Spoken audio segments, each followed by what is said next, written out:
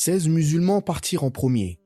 Parmi eux, Uthman ibn Affan et sa femme Ruqayya, l'une des filles du prophète sallallahu alayhi wa sallam.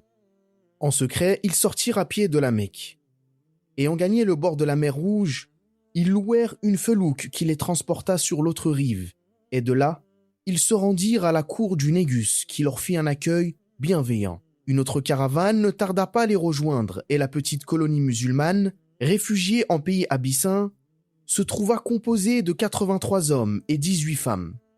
Exaspérés de voir leurs victimes leur échapper, plus furieux encore de compter au nombre des émigrants des membres de leur propre famille, entre autres Oumen el-Habiba, fille d'Abu Sufyan, les idolâtres envoyèrent au Négus 2 ambassadeurs, Amr ibn al-As et Abdullah, fils d'Abu Rabi'a, porteurs de riches présents, afin de réclamer les fugitifs qu'ils représentèrent comme de dangereux agitateurs, capables de révolutionner son royaume. Le Négus avait constaté le contraire.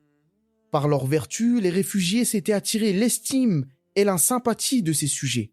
Il était donc peu disposé à accueillir favorablement la requête des ambassadeurs, malgré la valeur de leur présent. Ceux-ci songèrent alors à éveiller les susceptibilités religieuses du monarque chrétien et à le mettre en garde contre le danger islamique. « Sache, lui dirent-ils, quel est le but de ces imposteurs ? Sache qu'ils sont venus dans ton empire pour détourner tes sujets de la religion de Jésus, de même qu'ils ont cherché à détourner les Quraysh de celle de leurs ancêtres.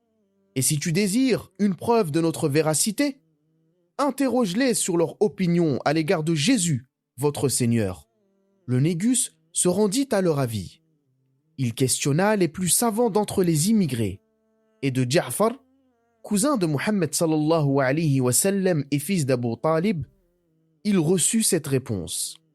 Voici les versets révélés au prophète. Le Messie Jésus, fils de Marie, n'est que le messager d'Allah, son verbe qu'il a jeté à Marie, et un esprit venant de lui. Cette réponse fut loin de déplaire au Négus. Si elle ne contentait pas la reconnaissance de la divinité de Jésus alayhi salam, elle lui démontrait du moins la profonde vénération que les musulmans professèrent son égard et le rassurait pleinement sur leurs intentions. Et il renvoya les ambassadeurs sans accepter aucun de leurs présents et sans leur accorder aucune satisfaction.